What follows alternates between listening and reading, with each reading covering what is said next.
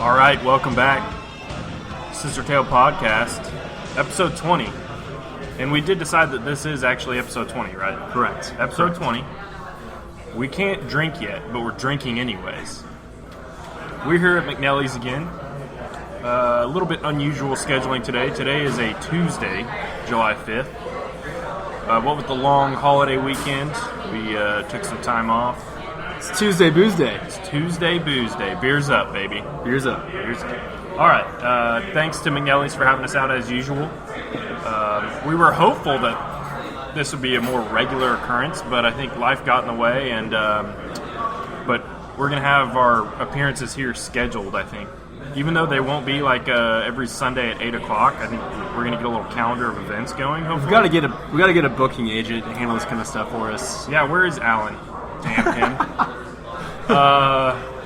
Alan, if you're listening, you're fired. No, you're hired. You're hired. You're hired. Booking agent. All right, let's talk about what's going on at McNally's real quick, since they're nice enough to have us here and host us. Today is, as I said, Tuesday, July 5th.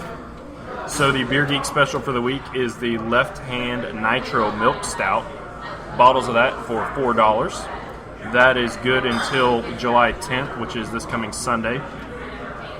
Pint Night was not yesterday because they were closed on July 4th, but coming up on July 11th, this coming Monday, it's the Bitter Sisters Family Trip. So, come in, get a Bitter Sisters Family Trip on Monday, July 11th. Leave with a pint glass. Cool. All right. Yeah. So we had a game, first game of the fall season. Before the game, we had two signings that were not really surprising. Two Oklahoma City guys. Long rumored. You drew between the tea leaves and knew that they were going to happen. Yes, we knew that Brian was working with the team in a third goalkeeper role. And Adrian obviously had signed on for the last about half of the spring season. The week of the Open Cup game. Right. I didn't know he was from OKC, though. Also did not know he was from OKC. That's awesome. So they said DePaul, at the beginning, and I didn't realize that he was I think, Midwest City Bomber? Dude. Is that what he was? Go Bombers. So, yeah, good to have those guys on the roster finally, getting paid. Like I said, we had a game. So we drew 1-1, unfortunately, against the hated FC Edmonton. Can we back Eddies. up for a quick second? Please. So, have there been any releases? No. Okay, some rumors, but nothing yet. We do have some rumors that would compromise some of our sources here at the Sister Tale Podcast, I think. So expect to see a release, I should say, in the next week or two. Yes. Dun dun dun. Would not be surprised. All right, okay, results. We drew 1-1 against hated rival FC Edmonton. Yeah, on a... Some say a heartbreaking goal, but I don't know. That's outrageous is a good word for it. Yeah, outrageous. It was a great strike, no doubt. Took a deflection, and sure as Shinola could have been defended better. No doubt. When you watch the replay, and Mr. Derek Boateng is just kind of standing. I think it's Koske who finally actually closed us down a little bit and took the deflection off of. But. Well, maybe that's a great segue to go into like-dislike. So what did you like about the game? What did I like about the game? I loved the abridged version of the Canadian National Anthem. Yeah, Riot OKC's sinister plot to rattle Edmonton works. Yes, we got him. Got him! It's classic Brad Lund. It's right out of the Blazers playbook. Gamesmanship, man. It's gamesmanship, yeah. No, really. I liked the fact that for 92 minutes, I wouldn't say with a better... When did we score our goal? I don't remember. I liked that we thought we were going to win a game. 34th minute is when we scored. So, so for most of the game, we thought we were in the driver's seat. Dislike, obviously, the defense at the end of the game. I disliked the two chances that I thought Robbie Finley and Richard Menjivar should have put away. What do you think? Well... Yeah, mine are more player-focused. I agree with everything you said. I really liked the way that Jared Von Schaik played. So, he, if you don't know, is actually a central midfielder by training and has been kind of pressed into service at the left-back spot. And he's looked fairly rough is not the right word, but inexperienced, out of position is the good word for it. and he's gotten some decent run of position, and honestly, really played great this game. And he was very centrally involved in the goal that we scored. So I'm very impressed with how he played. And as far as things that I didn't like, staying player focused, I got a dog on my guy, Derek Boateng. For me, he's been one of the better players on the team, and has been, I thought, someone that embodied the quote-unquote Rio way, very aggressive. And like I've said, he's just bossed games before from the midfield, but maybe he was a little rusty or tired coming off the break. But I just thought he had a kind of a poor game overall. He didn't have a great game. He did things well during the course of the game, but relative to my expectation of what I've seen from him, he did not play as well as I was hoping. Agree wholeheartedly. And then if I'm just going to go ahead and say it, I really disliked seeing the Edmonton fans complain about something else that we did.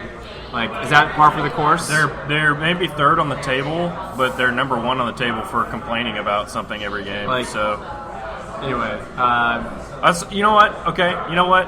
I'm okay with complaining about someone butchering your national anthem, but the way that they phrased it made it seem like it was all on the actual team. Or like it was intentional. Yeah.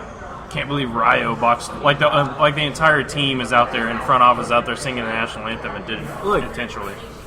Here's a great quote that I try to remember is like, always assume incompetence, never assume malice. Why would some lady, what do you think that lady is like, lives in Yukon, tries to like pick up side gigs, but like she's probably like a choir singer for a church. Do you think she like secretly hates Canada? This is all part of a master plan?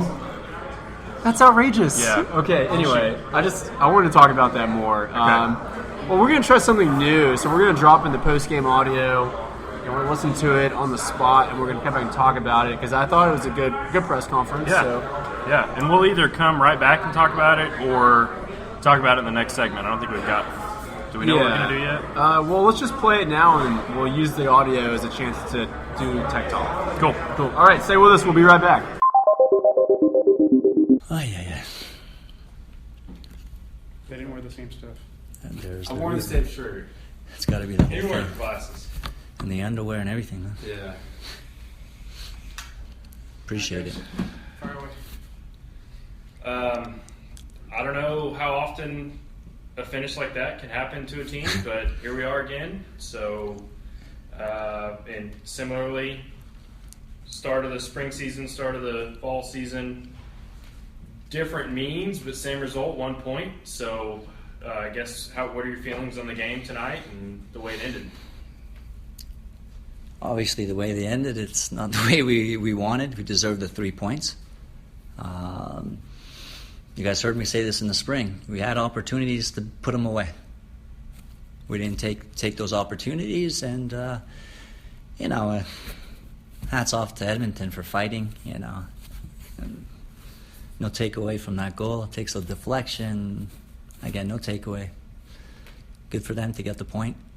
I thought we were deserving of 3. A few of the decisions we made at the end, a couple players made wrong decisions. 90 minutes, my 2 center backs are trying to go on a breakaway. That's unacceptable. Common sense, go in the corner and you kill the game. It's called, game management. It's real simple. It frustrates a little bit because at halftime we said, if you're in a position to close out the game, make sure you close out the game and you do the smart decisions. This is not where you try to be fancy. Right? It could have been in the corner, close out the game, we get the 3 points that we deserved, and we move on to the next game. The bright side is we're 3 games undefeated. Right? The last 2 spring games, a win, a draw, and a draw. 3 games undefeated obviously is a step in the right direction. Speaking of center backs, new look tonight with Moses sliding over to play center back. Any reason for that? Just something you're trying out? Yeah, as a coach, I like to keep clean sheets. 2014, I broke the NASL record, and my Warriors broke the NASL record for fewest goals conceded. So I'm very hard, even though I was an offensive player. I'm big on being organized, limiting teams' opportunities, and I needed a little bit of switch, and we're still working on bringing somebody in. Similarly, with the identity of the team, We've seen, at least on paper, a 4-4-2 to start the game the last few matches. Mm-hmm. Does that mean you've kind of settled into that, or you're still experimenting as you bring in new pieces? Or No, we don't experiment. I feel tactically we know what we're doing, and we know how to set up our team for success. And today was another opportunity that, again, last 3 games we were undefeated, right? So tactically we were sharper than other teams. All 3 games, I think clearly we should have had 3 wins, same as Ottawa. We had a number of opportunities to put them away. And again, soccer, you guys heard me in the spring, if you don't put away your opportunities, it's eventually going to come back and haunt you. And today was, again, I don't want to take anything away from Guy's strike. When you hit a ball, anything can happen. But, those kind of goals usually don't happen too often, How was the offseason? The off-season, the 3-week break? I think it was good for our team because we had a significant amount of injuries. This is the first time since preseason we had a full roster. I almost didn't know what to do when I had a full roster. It's constantly, we have a small roster. We are, us in Ottawa, the smallest budgets in the league. We're not going to make excuses. We're going to make do. But obviously 3-4 key players are out. It hurts you. Today, we had our full roster and we should have got the result. Didn't put away our chances. And again, those kind of things like that happen. Same in Ottawa, The player scored a free kick, fantastic free kick, no takeaway. But 9 times out of 10, he's probably not putting that in the back of the net. But you don't bury chances, something like that happens. This is soccer. I get that's the beauty of soccer. Anything can happen. Any team can beat any team. We dropped 2 points. Felt we deserved 3, and I'm not happy with that. Again, I'm happy with the progression of 3 games undefeated, but I'm not happy to give away 2 points. I'm a winner, and I want to win. Just a lighthearted question. If you've been following the Euros, who do you think is going to take down the trophy? Has Iceland played today? They didn't play tomorrow. I'd love to see them win. I love to see the underdog win. I think it's soccer nowadays, it's regardless of what league, what level, other than the exceptions, the Real Madrid's, Barcelona, these are exceptions. But the rest, if you work hard and play as one, anything is possible, and Iceland's showing that. Yes, they've got some superstars, but not as many as other teams. And they're just working as one, working extremely hard. And I'm hoping they can pull off major upset in the tournament. It'd be great to see. Appreciate it. For your time. All right, thank you, thanks, guys. Coach. All right, we're back. A lot to unpack from that post-game press conference. No joke, man. It was a chock full of a press conference. Some slamming questions in there by whoever was asking those. Totally agree, obviously. And we're into Tech Talk now. Yes. So yes, indeed. Let's talk about the press conference. Anything generic? Anything that he said that stands out to you? Okay. We were just talking about the hypocrisy of a noted glutton giving people on Twitter moral tenets from which to live their life. And that will always get me real fired up. So I was evaluating re-listening to this press conference with my claws out. And on the one hand, I do think Alan Marcina is an honest guy. Okay? But on the other hand, do you think we were the better team? Do you think we dominated? We hear that every week. Did he say that? Did he say that this week? We dominated. I don't think he did. I feel like I said we were the better team. If we had just put away our chances, we would have won the game. Okay, so I agree with him there because there was the one chance, and like I said, I disliked the Richard Ninjavar chance, which I think was a volley from like 12 yards out that should have been placed better. And Robbie Finley was basically one-on-one with the goalie with Matt Van Oekel and was saved. Okay, so well, credit to Matt Van Oekel, but my question is, if we keep getting told that if we had just put our chances away, we would have won the game. If we keep not putting our chances away, like which is a more consistent thing? Okay, all right. Let me play the other side of that coin because I heard something different from that press conference. Okay. So I love how he corrected me when I said experimenting. He said we're not experimenting. We know what we're doing. That's the confidence that you want in your coach, and not only that, but that's the confidence that you want in an expansion coach, right? Yeah. Because you look at somebody like the Jacksonville Armada, who have I think this is his first year coaching.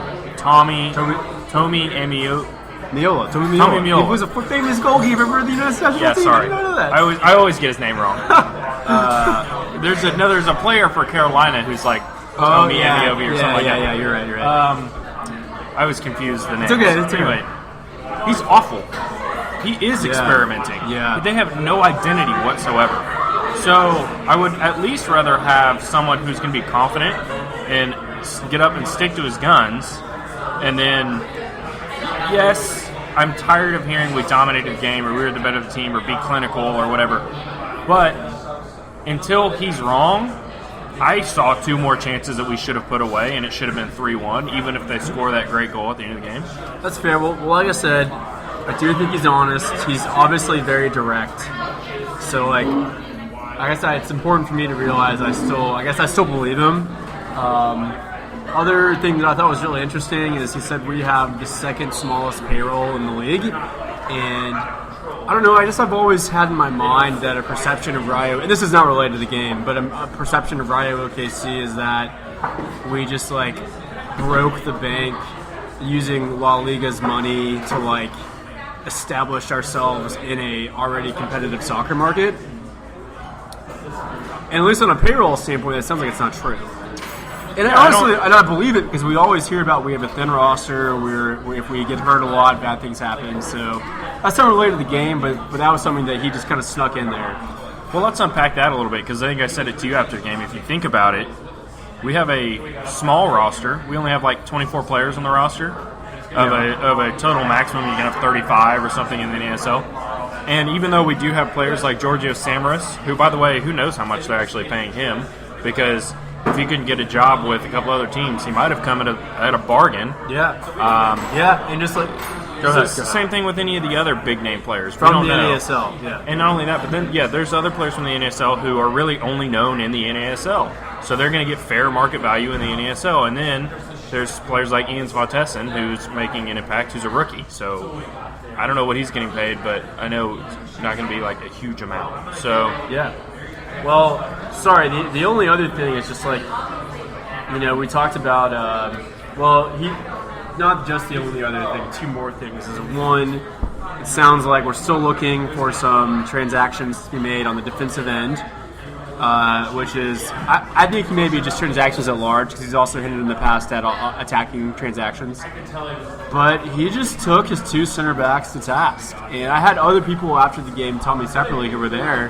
It's like, those are the 2 best players in the team that had a great game, and then they're leading a break in the 93rd minute. And now, granted, okay, here's what I saw in real time. I saw Moses Hernandez win the ball and start dribbling forward. Yep. Okay, that's fine. Yep. Okay.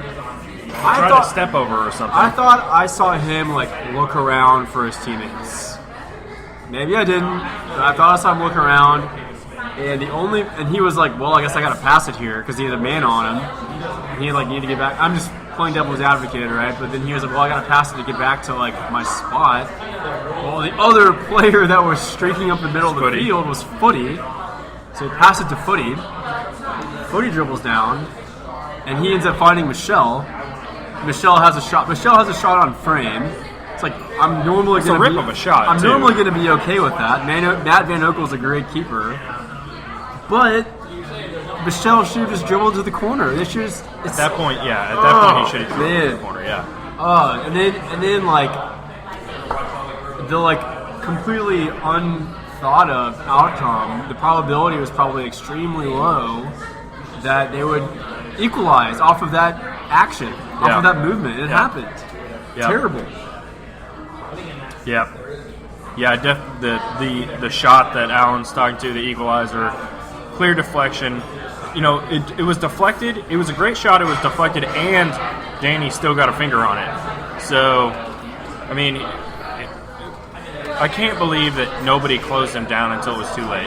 Well, and it goes back to earlier, Derek Boateng. You can see the GIF in the subreddit. You can see Derek Boateng not being as aggressive defensively. And look, Chalk it up to tired. Chalk it up to having tired luck. Chalk it up to having a tired. Chalk it up to be a Tired long-range mind. shot in the 93rd minute of 3 minutes of stoppage time. Yeah, I mean, yeah. I think it's a completely human thing to do. You know, some people have said they deserve to have that goal scored on them because nobody even closed them down. It's 30 yards out. I will say this before we actually talk about the game. I know at least the players care. They were deflated. They were laying on the ground with their hands on their head. Yeah. They were pissed. Yeah. Right.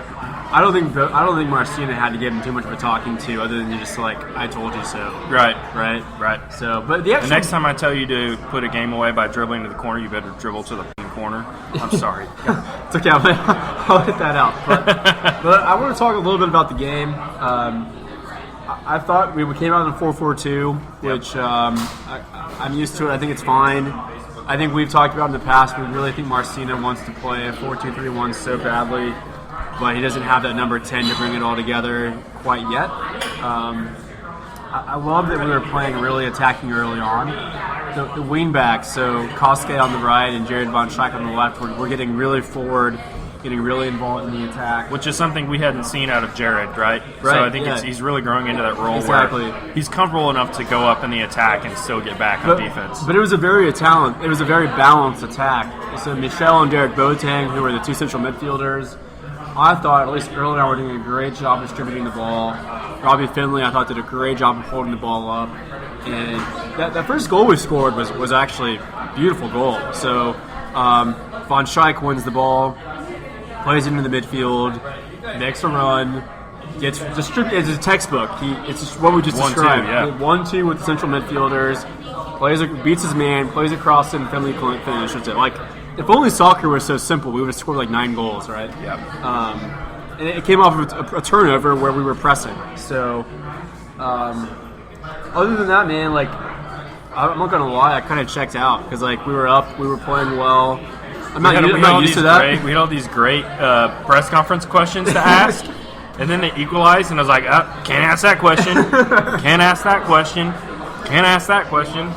No, but it looks like, if you go back and look at the stats, pretty even game, which is encouraging that we were played the third team in the table pretty evenly and had a really good shot at winning the game. I think it shows you a true measure of where we really are as a team.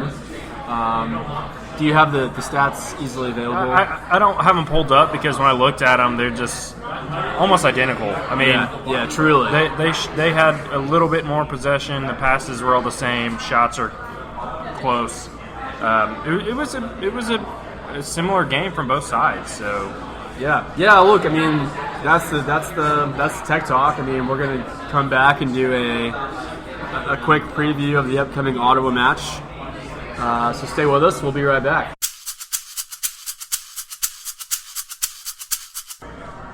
all right, we're back. We're going to do a quick preview on the Ottawa Fury match. This coming Sunday, July 10th at 11 a.m. Central Time. So get your mimosas ready. The Brunch Classic against Brunch. hated rival El Brunch Classico. El Brunchico. El Brunchico. Ottawa Fury. Yeah, so our plan was to do our previews off of what we learned from the first game that we played them. Seems there already be a flaw in that plan because you didn't watch the Ottawa game in the spring, and as we've all noted multiple times by now, I don't remember watching the Ottawa game in the spring. So They're bad, right? yeah, What happened in the first similar time? to us. What happened when we played the first time?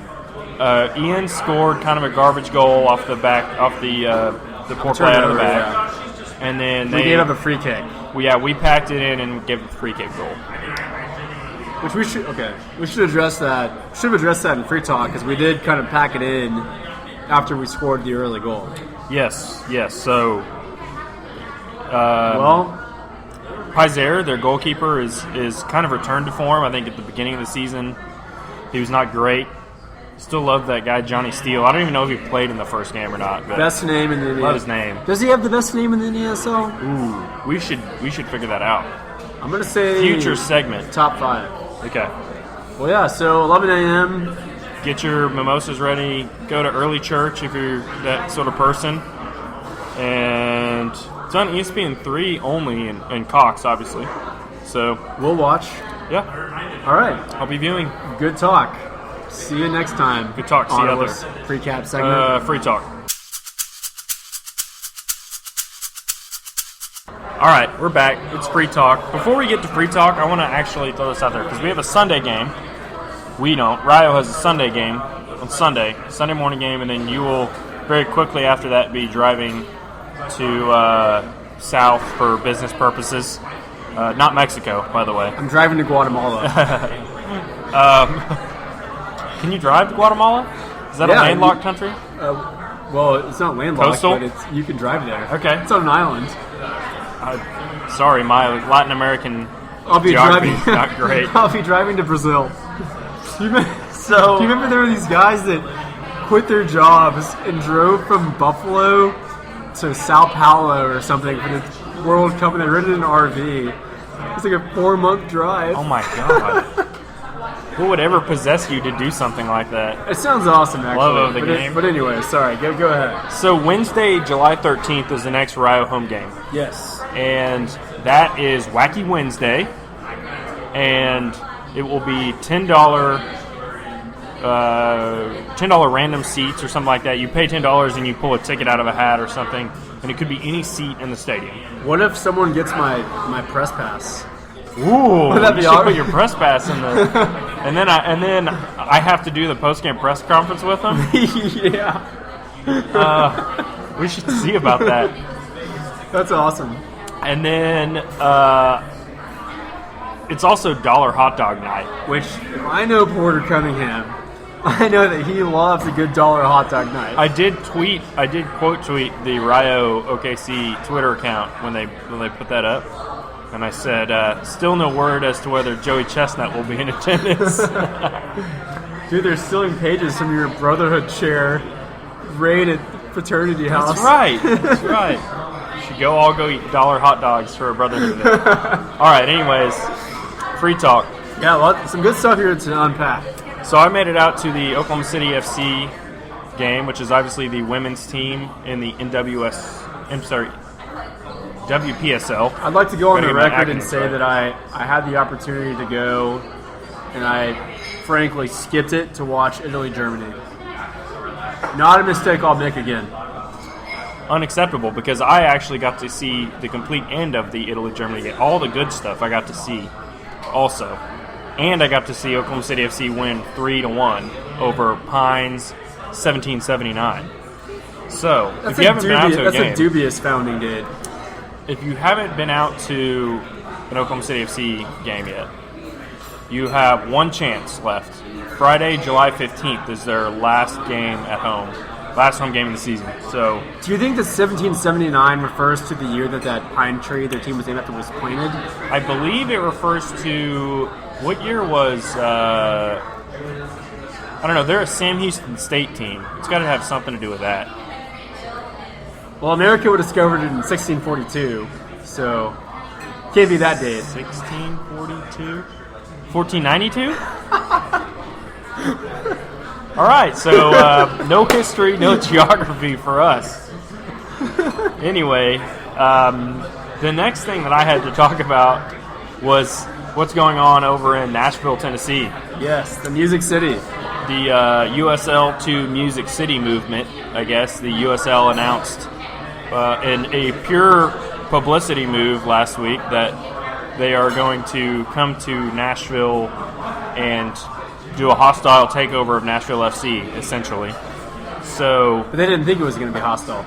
No, so Nashville FC is a supporters-owned club in the NPSL, and just to set the scene a little bit, from what I understand, the owners of the club, the owner supporters, right, 173 of them voted 163 to 10 in favor of moving to the USL. But they voted that under the pretense of getting a chance to look at what their club would look like in the USL before it went through. Well, they didn't have a chance to do that. So now their 100% stake of the club is translated to a 1% stake of the new USL club. So no matter what those values are, somebody just got screwed. 173 people just got screwed. This sounds familiar to me. Isn't there a movie based on a real life business transaction that depicts something similar? Oh yeah, it's called the Social Network. They just got Zuckerberg. They got Zuckerberg. They got Zuckerberg. They're the what's the twins? The Winklevoss twins. Yes. But No, it's not about them. It's about the guy that was the co-founder and CFO and was on the masthead. It's been a long time since I've seen that movie. Well, so bottom line, I'll have to how watch do it. you not know the information? Like, how do you... It's insane. I don't know. All I know is the only way I've been following it is Scott Fenwick on Twitter. O'Leary's Pod. One of the co-hosts of O'Leary's Pod, Brian O'Leary. And when he first started reporting it, that the supporters should be enraged and should be looking into filing lawsuits, he was getting attacked on Twitter by Nashville FC fans. And they were saying, you don't know what the hell you're talking about and all this stuff. And now he's going through and actually picking apart the USSF D3 sanctions and the interviews and everything, and it's been radio silence from the Nashville FC fans. So if you want to know more about that, listen into our friends over at O'Leary's Pod. I don't think their new episode is up yet, but they are going to talk about it on the newest episode, or follow Scott Fenwick on Twitter. Dude, I actually, before you said all that, was not in the loop on any of that, and that, to me, is someone that, when we talk about this, care deeply about like the existential development of soccer in America. Like, that's really frustrating. Yeah, that's how it's going to happen, I guess, as the expansion race continues. So Let me ask you a loaded question. Okay. Do you think this is like something that came down from the MLS to try to pull this move? I think the MLS is orchestrating the USL expansion moves, yes. I think the MLS is... I'm being guilty of the same thing I said earlier, right? Don't assume malice, assume incompetence. But 173 people can't be incompetent. More than that, because whoever asked to say, hey, we'll just send you the documents later, like, that's not incompetence. Yeah. Well, I don't know. Maybe there were 10 people and they got shouted down, It's like, hey, wait, what are we doing here? Dude, if someone has a recording of that meeting, I would pay $9 to listen to it. I have $1, so we'll throw in $10 to listen to it. Yeah, same.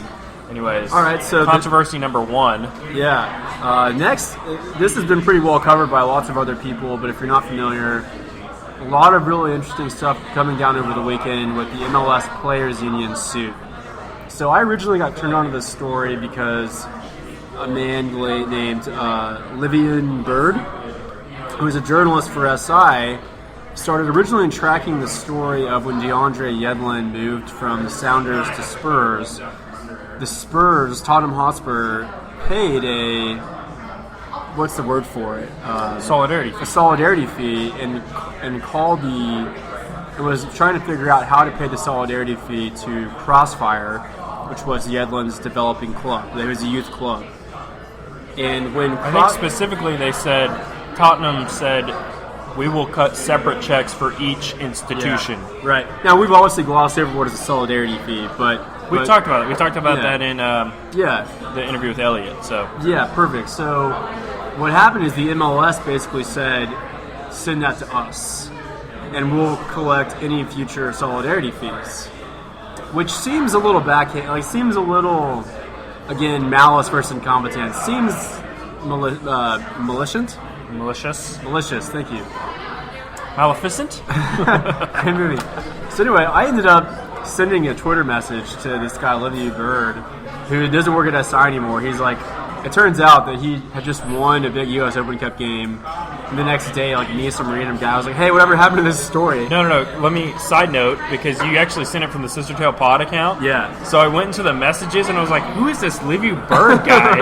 And I was like, what is it? What's happening here?